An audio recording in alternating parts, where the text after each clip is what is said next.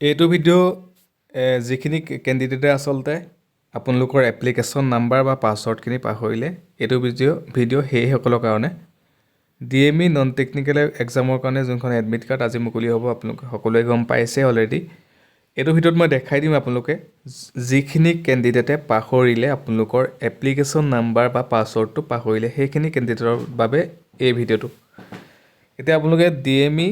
আসাম বুলি সাৰ্চ কৰিলে হ'ব গুগলত সাৰ্চ কৰাৰ লগে লগে এনেকৈ আহিব দেখি পাইছে আপোনালোকে কি কৰিব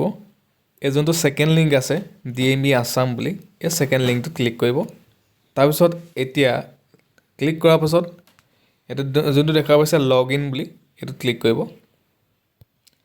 লগইন বুলি ক্লিক কৰাৰ পাছত ইয়াতে আপোনালোকে দেখা পাইছে এটা দুটা অপচন আছে এপ্লিকেশ্যন নাম্বাৰ বা মোবাইল নাম্বাৰ বা পাছৱৰ্ড লগইন আছে দেখি পাইছে এটা তলত যোনটো আছে ফৰগট পাছৱৰ্ড এই ফৰগট পাছৱৰ্ডটো ক্লিক কৰিব ফৰগট পাছৱৰ্ডটো ক্লিক কৰাৰ লগে লগে আপোনালোকৰ যোনটো মোবাইল নাম্বাৰ দিছিলে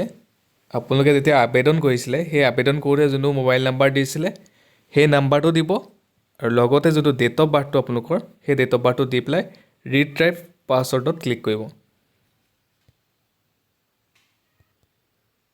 ৰিট্ৰাইভ পাছৱৰ্ডত ক্লিক কৰাৰ লগে লগে আপোনালোকে দেখা পাইছে এইটো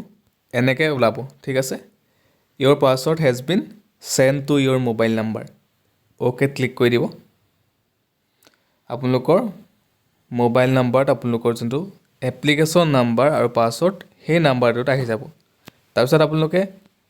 আপোনালোকৰ এডমিট কাৰ্ডখন ডাউনলোড কৰি ল'ব পাৰিব ভিডিঅ'টো সকলোকে শ্বেয়াৰ কৰি দিব ধন্যবাদ